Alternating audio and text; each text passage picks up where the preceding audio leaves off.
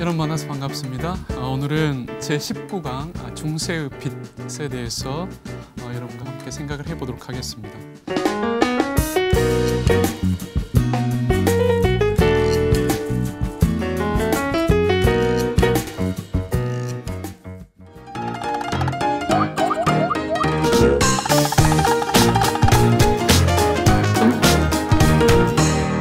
어둠이 짙게 두려워진 중세 후기에 하나님이 아주 신실한 종들을 일으키셔서 진리의 빛이 사라지지 않도록 하십니다. 그들은 하나님의 말씀을 통해서 어둠을 밝히고 그 말씀에 비추어 타락한 교회를 향해 개혁을 외칩니다. 우리는 이제 이 선구자들을 종교개혁 이전의 종교개혁자들이다 이렇게 이제 부를 수 있을 것입니다. 대표적으로 여기에서는 피터 왈도 그리고 존 위클리프 또 얀 후스 등을 한번 생각을 해 보도록 하겠습니다. 먼저 그 피터 왈도는 프랑스 리옹 출신이었습니다. 그는 아주 부유한 상인이었는데요.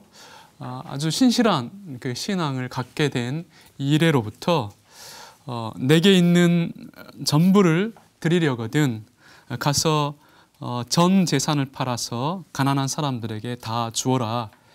그러면 내 모든 부가 하늘에 있게 될 것이다. 그런 다음에 와서 나를 따르라는 그 마태복음 19장 21절의 그 주님의 말씀을 그 문자 그대로 이렇게 이제 순종할 것을 이렇게 결심을 합니다. 그래서 왈도는 사도들처럼 가난하게 살면서 복음을 전하려고 모든 재산을 다 팔아가지고 그 시대의 가난한 사람들에게 다 나누어 줍니다. 이제 그리고 소박하게 살면서 복음을 증거하며 살고 싶어했던 평신도들이 그 왈도의 이러한 그 신앙 정신에 이제 감동이 되어 가지고 이제 함께 그룹을 이루면서 이제 그 복음 전도의 어떤 그 사역을 함께 감당하게 됩니다. 그래서 왈도파는 그 활동 초기에는 로마 카톨릭 교회의 교리와 지시를 아주 잘 따르면서 이제 활동을 했습니다. 주로 이제 노방 전도를 하면서 이제 이 사람들은 살았는데요. 신약 성경을 또 암송하기도 하고 그리고 그 내용을 문자적으로 실천하면서 살았습니다. 당연히 이제 이게 약간 그 수도원 적인 어떤 그러한 그 운동적인 어떤 그 분위기를 가지고 있었기 때문에 이들 역시도 이제 은밀히 어떤 기도 생활하는 것과 함께 그 금식을 실천하면서 어떤 이제 금욕주의적인 어떤 삶을 이렇게 지향을 했습니다. 그래서 왈도는 신약 성경이 이제 기독교인의 유일한 삶의 규범이 이제 되어야 한다고 이제 주장을 했는데요. 이제 이러한 어떤 상황 속에서 이제 그 왈도는 그 교황청에 이제 어떤 승인 없이 스스로 설교를 하고 소위 자국어 모국어로 된 어떤 성경을 이제 번역하여 사용을 했습니다. 그러니까 이제 어떤 하나님의 말씀이 중요하기 때문에 그 말씀이 이해되어야 한다고 생각했죠. 그래서 이해되기 위해서는 설교하는 것도 중요하지만 직접 그들이 볼 수 있어야 된다. 그래서 그냥 모국어로 성경을 번역해서 이렇게 가르치는 것을 이렇게 이제 그 강조한 것입니다. 근데 이제 이러한 과정 속에서 이제 왈도는 합법적인 전도 사역을 위해서 종교회의 때 자신에게 설교자의 자격을 달라고 소위 이제 청원을 했습니다. 하지만 로마 카톨릭 교회는 최종적 어떤 결정을 두고 고심하다가 결과적으로 이제 왈도가 신학 훈련을 받지 않았다는 그러한 이제 이유로 이제 설교자의 자격을 줄 수 없다고 그렇게 이제 판결을 내립니다. 그러니까 쉽게 말하면 왈도가 이게 무식한 그 평신도라는 이유로 설교할 수 있는 자격을 이렇게 거절한 것이다. 이렇게 이제 우리가 볼 수 있는 것이죠. 왈도파는 당시에 이제 교회를 어떤 위협할 생각도 또 해롭게 할 생각도 없었습니다. 그리고 새로운 교회를 세우겠다 그런 마음을 가지지도 않았다는 것이죠. 하지만 왈도는 이제 교회의 판결에 이제 승복할 수는 없었습니다. 그래서 교황은 하나님의 음성을 거절하고 있다라고 외치면서 이제 동지들과 함께 이제 독자적으로 자신들의 어떤 이제 사역을 해 나가게 됩니다. 결국 왈도는 복음을 증거하지 말라는 그 교회의 명령을 이제 따르지 않게 되고요. 결국 이제 그것 때문에 이제 교회로부터 이제 파문을 당합니다. 그러니까 파문을 당했다는 것은 뭐냐면 소위 이제 7일을 당해서 출교가 되는 것이죠. 그러니까 이제 그 당시 중교에서 그러니까 중세 시대에 출교가 되면 어떤 문제가 있냐면 신분에 대한 안전 보장을 받지를 못합니다. 그러니까 되게 위험한 것이죠. 단지 이제 교회에서 쫓겨난 것뿐만 아니라 사회적인 모든 어떤 권리를 다 박탈당하게 되는 겁니다. 그러니까 이제 결국 이제 이런 어떤 이제 파문을 당하죠. 그리고 교황 우르시우스 3세는 이제 왈도를 이단이라는 이유로 이제 1184년에 이제 아무튼 파문을 시킵니다. 이제 이러한 결정은 이제 왈도파를 로마 카톨릭 교회로부터 완전히 분리하게 만든 그러한 계기를 만듭니다. 이제 왈도파가 그 당시에 그 선언한 믿음의 내용들은 16세기 종교 개혁을 촉발시킨 사안들을 이미 반영하고 있었습니다. 그러니까 이제 종교 개혁 시대에 외쳤던 그러한 신앙의 내용을 그들이 가지고 있었다는 것이죠. 이제 한번 내용을 살펴보면요. 교회의 권위보다도 성경의 권위를 그들은 우선했습니다. 그러니까 교회 결정이 중요한 게 아니라 성경이 무엇이라고 말하는가가 더 중요하다. 이런 어떤 입장을 그들이 표명한 것이죠. 그리고 또 모든 사람들이 성경을 자국어로 읽도록 이제 성경을 번역하는 데 관심을 가졌습니다. 그러니까 이제 그 당시에 이제 성경은 번역된 성경 오직 하나였죠. 라틴어 성경. 이걸 불가타 성경이라고 하는데 이것은 일반 평신도들, 소위 일반 성도들은 읽을 수 없었어요. 그러니까 소위 이제 어떤 이제 라틴어 학교나 그리고 이제 대학에 가서 이런 언어 훈련을 받지 않는 사람들은 실제로 라틴어를 읽는 것이 거의 불가능했습니다. 그러니까 이제 그 성경을 쉽게 읽도록 하기 위해서 자국어로 성경이 번역돼야 된다. 이제 그런 어떠한 신앙적 이해를 가졌던 것이죠. 또한 개인의 어떤 신앙 성장을 위해서 성경 공부를 강조를 했습니다. 연옥교리를 인정하지 않았고요. 그리고 성인들에게 기도하는 것, 그리고 사제들의 어떤 그 중보, 칠성례 등을 거절을 했습니다. 특별히 교황청과 가장 갈등을 일으킨 사안은 뭐였냐면 누구나 성경을 읽고 선포하고 가르칠 수 있다는 그러한 내용이었는데요. 이제 이것 때문에 교황청과 계속해서 이렇게 부딪힌 것이죠. 그러니까 교황은 하나님의 진리를 선포하는 이제 권위는 오직 신학 훈련을 받은 사제들만 가지고 있다 이렇게 생각한 거죠. 근데 이제 왈도파는 그렇게 생각하지 않는 것입니다. 그러니까 이제 이 진리를 선포하는 권리는 어떤 평신들에게 있다. 그러니까 평신도들도 복음을 설교할 수 있고 또 이 복음을 이렇게 이제 가르칠 수 있고 증거할 수 있다 이렇게 생각을 한 것입니다. 근데 이제 이 부분에 대해서는 우리가 조금 고민해야 됩니다. 한편에 맞으면서도 실질적으로 이제 조심스러운 게 있는 것이죠. 우리가 이제 오늘날 성경을 가지고 있기 때문에 누구나 성경을 읽을 수 있죠. 그러나 성경을 읽는다는 것하고 성경을 해석하고 그리고 그 성경이 말하는 바가 무엇인가를 체계적으로 정리해가지고 가르치는 것은 조금 다른 문제입니다. 이제 이렇게 하기 위해서는 훈련이 필요한 것이죠. 그러니까 이제 신학 교육을 받는 겁니다. 그러니까 이런 훈련이 없이 그냥 내가 성경을 가지고 있기 때문에 읽어가지고 했을 경우에는 자칫하면 그게 자의적 해석이 되는 것이죠. 그러니까 이제 그런 측면에서는 우리가 대단히 주의를 해야 된다.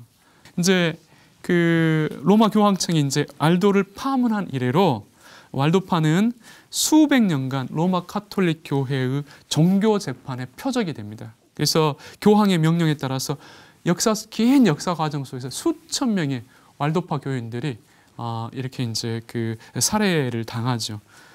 프랑스, 이탈리아, 스위스 경계에 있는 알프스산 깊은 곳으로 이제 도망을 가서 이제 운둔하며 신앙생활을 하는 사람도 많이 발생을 했고요. 또 일부 사람들은 이제 그 유럽 각지로 흩어지고 또 많은 어떤 사람들이 이제 동유럽 쪽에 가가지고 살기도 했습니다.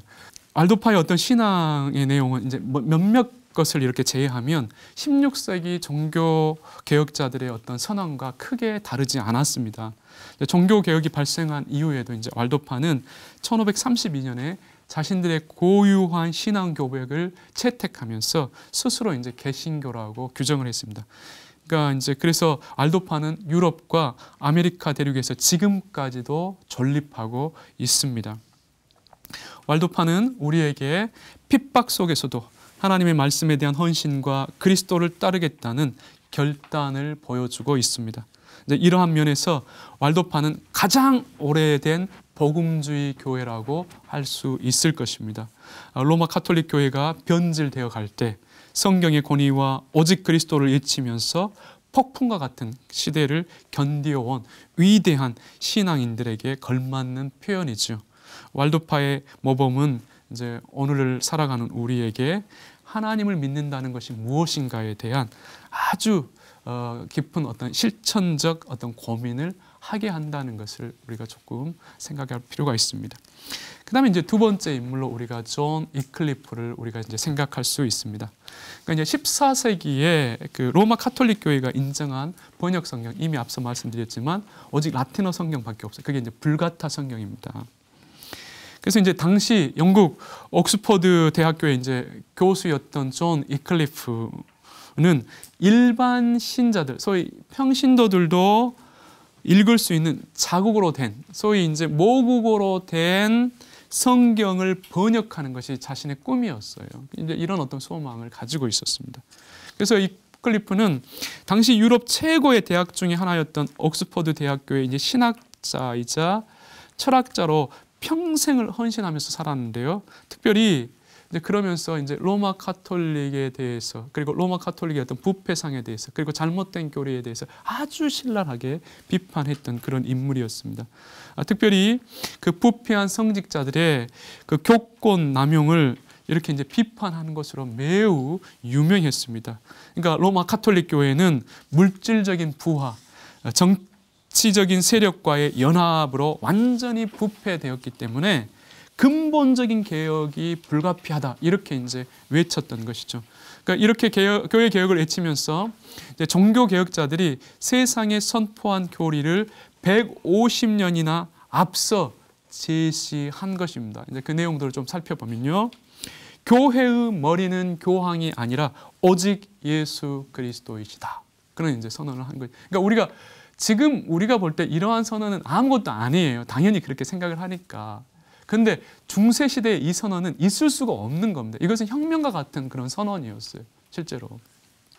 그 다음에 이제 두 번째로, 교회에서 임명을 받은 성직자가 감당해야 될 주된 임무는 하나님과 인간 사이를 중재하는 것이 아니라 하나님의 말씀을 바르게 선포하는 것이다, 이렇게 생각한 거죠.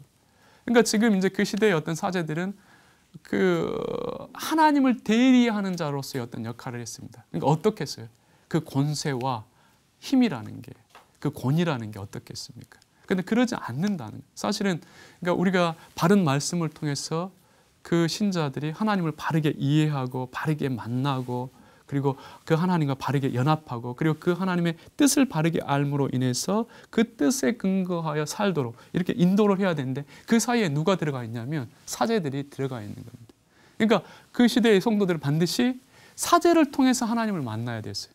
그러니까 이제 이런 어떤 중재자 역할을 한 것이죠. 그래서 이제 위클리프가 이런 부분에 대해 비판을 하는 것입니다. 그 다음에 이제 세 번째로, 신앙생활의 가장 중요한 점은 교회의 종교 의식에 참여하는 것이 아니라 오직 하나님과 맺은 개인적 관계이다. 그러니까 그 당시에 이제 사람들은 뭐냐면 그냥 종교적 의식에 참여하면 별 문제가 없다고 생각한 거예요. 그냥 미사에 참여하고 세례와 성찬에 어떤 이제 소위 이제 세례를 받고 미사에 참여하면 구원을 받는데 신앙생활 하는데 별 문제가 없다, 이렇게 생각을 한 것이죠. 근데 위클리프는 그게 아니다, 그렇게 이야기한 것이죠. 그러니까 신앙생활에 있어 가장 중요한 것은 하나님과 우리의 관계다, 실제로. 이제 그런 면에서 어떤 하나님과의 어떤 연합, 그리고 하나님의 말씀에 따라서 사는 것에 대한 그런 강조를 한 것입니다. 마지막으로 구원은 우리가 행한 일이 아니라 오직 예수 그리스도께서 행하신 구속 사역을 통해서 이루어진다라는 것을 이야기한 것이죠. 그러니까 인간의 어떤 노력이나 선행을 통해서 구원을 얻는 게 아니다. 오직 예수 그리스도의 구속의 공로를 우리가 의지하여서 우리가 의롭다함을 받고 그리고 구원을 얻는다라는 것을 이미 이 시대에 이야기했다는 것입니다. 특별히 이제 이클리프는 이제 그래서 교황을 향해서 그는 적 그리스도이며 오만하고 세속적인 로마의 감독이며 가장 착취를 잘할 뿐만 아니라 또한 가장 약탈을 잘하는 저주받은 인물이다. 그렇게 이제 선언해 버린 거예요. 그러니까 대단한 선언이죠. 그러니까 그 당시에 뭐 상상할 수 없는 그러한 표현을 한 것입니다. 그리고 교황 역시도 오류를 지닌 인간이기 때문에 죄를 용서할 수 있는 자격을 가지고 있지 않다 이야기한 것이에요. 그러니까 이미 이제 저희가 앞서 혹 기억나신지 모르겠지만 교황은 무오합니다. 그러죠? 그래서 교황의 어떤 결정은 다 번복할 수가 없어요. 달라질 수가 없습니다. 그러니까 그런 정도의 어떤 강력한 힘을 가진 사람이죠. 그러니까 교황이 그 사람의 죄를 면제하면 실제로 그 죄가 면제되는 거예요. 그렇게 믿었습니다, 중세. 그러니까 이제 그런데 이제 이런 소리를 했을 경우에는 그러니까 교황의 어떤 권위 그리고 교황의 어떠한 잘못된 것을 아주 직접적으로 이렇게 이제 지적한 것이죠. 이뿐만 아니라 위클리프는 화채설을 부인했으며 그리고 교황의 무호성, 고해성사, 연옥교리, 그리고 성지순례, 성인 숭배 등을 비성경적인 어떤 이유로 거절을 했습니다. 그리고 이제 이클리프의 가장 큰 관심자 중에 하나가 뭐였냐면 성경을 자국어로 신자들에게 읽게 하는 것이었습니다. 그러니까 왜 그랬냐면 오직 성경만이 구원과 생명 혹은 진리의 근원임을 믿었기 때문이죠. 성경을 알지 못하고는 기독교의 참된 신앙을 알 수 없다 이렇게 생각을 한 것입니다. 그래서 위클리프는 몇몇 종로들과 함께 라틴어 성경을 영어 성경으로 번역하는 일에 어떤 이제 그 많은 수고를 했습니다. 위클리프는 성경을 이제 모든 사람들을 위한 것이라는 심령 속에서 이제 아주 역동적인 또 설교자로서도 활동을 했는데요. 많은 신자들을 그 시대에 각성을 시켰습니다. 그래서 많은 사람들로부터 지지와 사랑을 받았죠. 그런데 이제 이런 활동을 하면 로마 가톨릭 교회가 좋아하겠습니까? 좋아하지 않겠죠. 그러니까 이제 그 로마 가톨릭 교회는 이러한 이클리프를 아주 예의주시했고 강력하게 비난을 했습니다. 그래서 이제 교황은 1377년 이클리프를 이단으로 규정하여 하형시키려고 했죠. 그런데 이제 영국 황실과 민중의 지지 때문에 실행되지는 못했습니다. 이제 물론 이 여파는 결코 이제 작지는 않습니다. 작지는 않았는데요. 이제 어떤 결과를 초래했냐면 교황청의 압력 속에서 옥스퍼드 대학교는 이제 이클리프에 대한 어떤 지지를 철회했습니다. 그러니까 당연히 옥스퍼드 교수직에서 물러나야만 했지요. 이제 뭐 그렇다고 해가지고 이제 이클리프가 쫓겨났다고 해가지고 이제 이클리프가 자신의 활동을 중단한 건 아닙니다. 여전히 조술 활동을 계속해서 했고요. 또 자신을 따르는 사제들과 교회를 위해서 농부와 상인들에게 성경을 가르칠 때 사용할 수 있도록 영어 성경 번역을 몇 장씩 지속적으로 이렇게 보내줬습니다. 그래서 그것을 참고해서 가르치도록 한 것이죠. 그래서 이제 이러한 활동이 영국 전역에서 큰 파급 효과를 가져오게 되었습니다. 위클리프는 1384년에 이제 영국 루터워스의 교회에서 예배를 인도하다가 뇌졸중으로 이제 사망을 했습니다. 이제 이미 이전에 이때까지 한 3번 정도를 쓰러졌어요. 그래서 이제 최종적으로 이제 384년에 이제 쓰러져서 결국 일어나지 못하고 이제 영원한 안식에 들어갑니다. 근데 이제 위클리프가 사망한 이후에 로마 교회가 그냥 두지는 않았습니다. 그래서 이제 뭐 여러 가정들이 있는데요. 생략을 하고 1428년에 이제 위클리프를 다시 한번 이단으로 선언하고 그 유해를 파내었습니다. 그래가지고 그것을 불태워가지고 아주 유속이 빠른 강에 그것을 이제 뿌렸습니다. 그러니까 이제 이것은 어떤 상징이냐면 지금 이제 그 위클리프가 이단이기 때문에 이단은 부활할 수 없다라는 상징으로 불을 태우고 죄를 흩어버리는 겁니다. 그러니까 이제 이게 이단의 처형 방식이죠. 그러니까 종교개혁 당시 로마 카톨릭 교회가 교회보다도 성경의 최종 권위를 두어야 한다는 마틴 루터에게 주어진 혐의도 이 위클리프에게 쓰인 혐의와 크게 다르지 않았습니다. 이렇게 볼 때 성경의 권위를 외쳤던 위클리프의 영향력이 얼마나 큰 것이었는가를 우리가 알 수 있는 것이죠. 위클리프는 종교개혁의 샛별이었습니다. 어둠이 짙게 깔려있는 세상 속에서 교회가 어디로 가야 할지를 알려준 역할을 감당한 것이죠. 그리고 위클리프의 노력 속에서 일반 사람들은 성경을 자국어로 읽어야 한다는 각성을 갖게 되었습니다. 그러니까 그 전까지도 이런 생각을 해본 적이 없어요. 우리 모국어로 성경을 읽을 수 있구나. 이런 어떤 이제 각성을 갖게 한 사람이 바로 위클리프라는 것입니다. 그러니까 위클리프의 개혁 사상은 옥스퍼드 대학교에서 그에게 배운 보헤미아 지방에서 온 유학생들이 고향으로 돌아오면서 전 유럽에 알려지게 되었습니다. 여기서 이제 말하는 보헤미아는 체코를 말합니다. 근데 뒤에서 다시 확인할 건데요. 체코에서 유학을 했죠.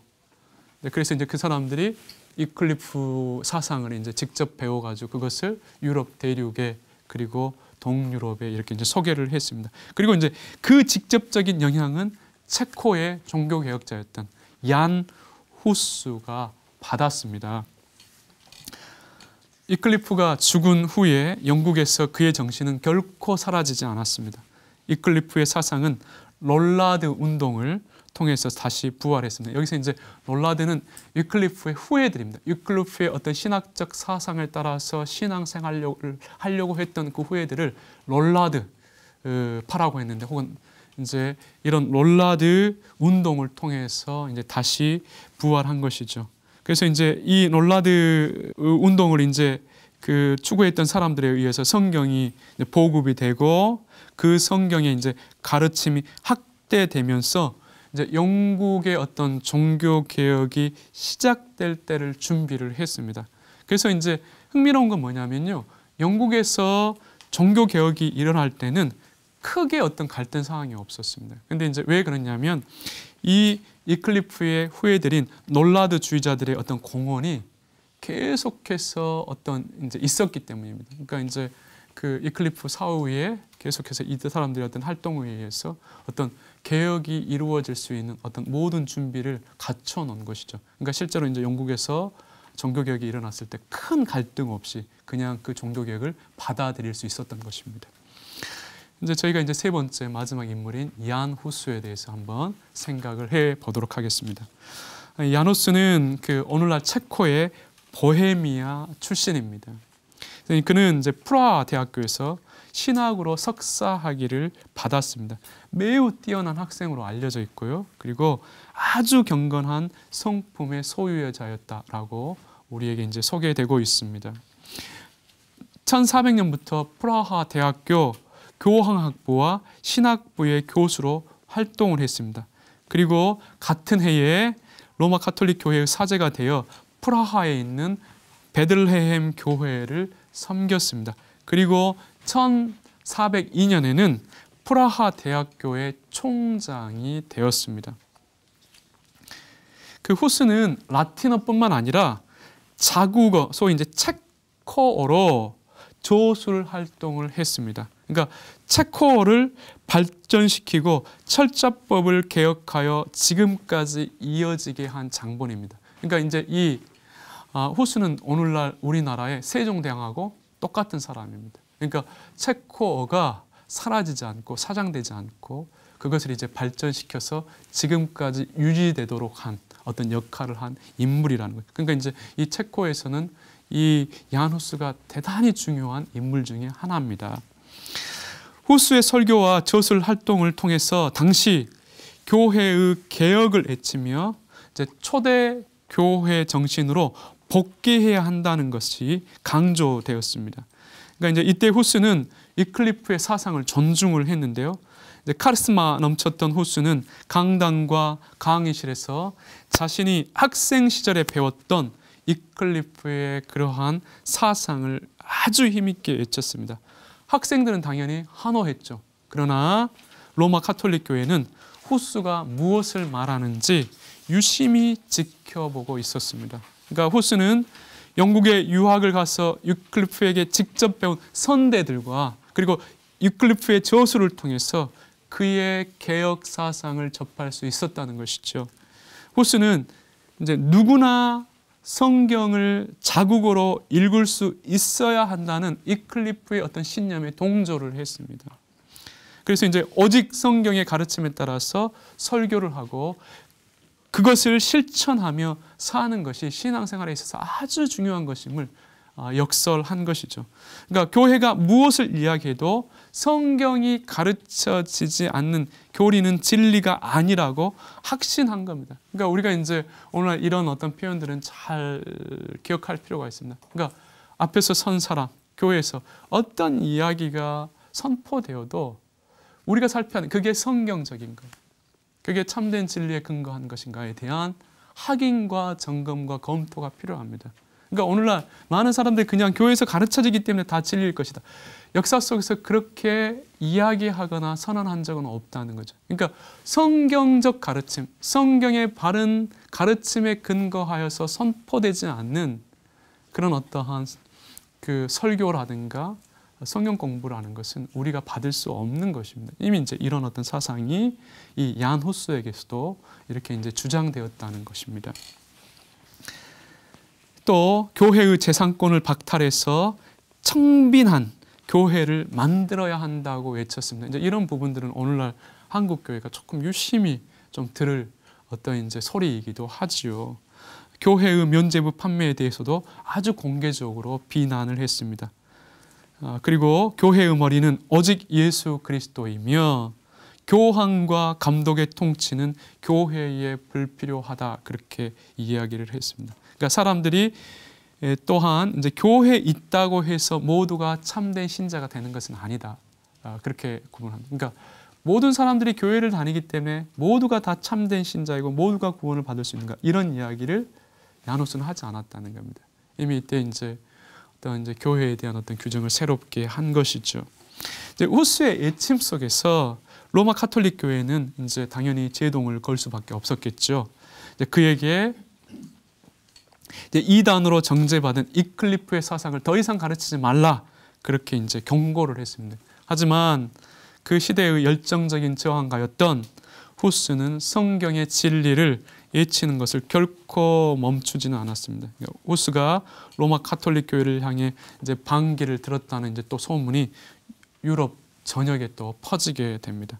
아무튼 이러한 상황 속에서 교황청은 후스로 하여금 자신의 입장을 콘스탄츠 종교회의에서 변호할 것을 명령을 합니다.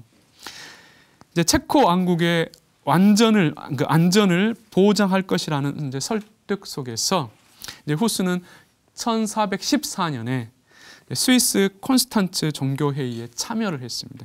그러니까 후스는 어떻게 생각했냐면 이 종교회의를 자신의 입장을 고위 성직자들에게 이해시킬 수 있는 좋은 기회로 삼은 것이죠. 그래서 이제 위험을 무릅쓰고 그 종교회의에 간 것입니다. 근데 이제 갔는데 체코 왕국의 약속하고는 전혀 달랐습니다. 그러니까 그것은 함정이었다는 것이죠. 그러니까 로마 카톨릭 교회는 이단에게 약속을 지킬 의무가 없다고 하며 이제 후스의 안전 보장을 철회했습니다. 그리고 이제 체코 왕국도 여기에 대해서 아무런 조치를 취하지 않은 것이죠. 결국 후스는 이제 체포되어서 8개월 동안 옥고를 치르고 1415년 7월 6일에 이제 화형을 당합니다. 그러니까 이제 그 후스가 화형대에서 이렇게 이제 그 죽기 직전에 이제 한번 거기서 이렇게 풀려날 수 있는 어떤 기회가 있었어요. 만약에 이제 자신의 어떤 주장들을 철회하면 살려준다고 이렇게 이제 공고를 했겠죠. 그때 이제 호수가 뭐라고 했냐면 이제 하나님의 진리를 위해서 그냥 나는 죽겠다. 그래서 이제 그 공고를 이렇게 받아들이지 않았습니다. 그래서 이제 이렇게 볼 때 호수는 그 100년 후에 루터라는 인물이 등장하기까지 중세의 어둠을 비췄던 그러한 빛 중에 하나였다는 것이죠. 호수의 처형은 결과적으로 체코인들의 강한 반발을 일으켰습니다. 그러니까 체코 땅에는 이제 혁명의 기운이 감돌기 시작한 것이죠. 1415년 가을에 여러 체코 귀족들이 콘스탄츠 종교회의 결정을 거부한다는 결의문을 발표했습니다. 그리고 후스의 가르침에 따라서 체코에서 하나님의 말씀을 끝까지 수호하겠다는 선언문도 발표되었습니다. 그러니까 체코 시민들은 수도원과 로마 가톨릭 교회를 이제 공격했고요. 결국 이제 후스가 순교한 지 반년 만에 프라하에 있는 모든 교회들은 후스의 종교 개혁, 소위 교회 개혁을 지지하는 성직자들의 수중에 들어가게 됩니다. 이제 이렇게 체코에서 로마 가톨릭 교회에 도전하며 후스의 정신을 따랐던 사람들을 우리가 이제 뭐라고 부르냐면 보헤미안 형제단 이렇게라고 부릅니다. 이제 그들은 성만찬 때 신약 성경의 최후 만찬을 근거로 빵과 포도주를 모두 나누어 줬습니다. 그러니까 로마 가톨릭 교회에서 시행하지 않았던 이렇게 성만찬을 시행한 것이죠. 그러니까 또 후스의 가르침에 따라서 아주 철저하게 신앙생활하고자 했습니다. 체코는 후스로 인하여 종교개혁이 뿌리 내릴 수 있는 토양이 준비되었습니다. 그래서 실제로 종교개혁이 일어났을 때 후스의 신앙을 따랐던 보헤미안 사람들은 종교개혁 사상을 쉽게 이렇게 받아들일 수 있게 된 것이죠. 이제 많은 시간의 흐름 속에서 보헤미안 형제단의 일부는 존 웨슬리에게 영향을 준 모라비안 교회로 발전되기도 했습니다. 이제 정리를 하겠습니다. 중세 시대의 극심한 박해 속에서도 하나님의 참된 진리는 묻히지 않았다는 것을 우리가 확인할 수 있습니다. 왈도, 위클리프, 후스와 같은 암흑 시대에 빛을 비춘 사람들을 통해서 여전히 하나님은 진리의 빛을 드러내셨고 구원의 역사가 끊이지 않도록 하셨다는 것이죠. 우리 인간의 생각으로 알 수 없는 하나님의 어떤 놀라운 섭리임을 우리가 기억할 수 있습니다. 이러한 사실 속에서 오늘날 교회가 타락한 것처럼 보여도 우리는 어떤 사실을 믿어야 하는데요. 즉 하나님께서 이 시대 속에서도 신실한 종들을 일으키셔서 진리의 빛이 꺼지지 않도록 하고 주님의 교회를 모든 부정과 부패로부터 회복시킬 것이라는 그러한 믿음입니다. 아무튼 이제 그러한 믿음을 가지고 우리가 속한 교회에서 충성스러운 그런 어떤 신실한 신자들이 되기를 기대해 봅니다. 이것으로 제 강의를 마치겠습니다. 감사합니다.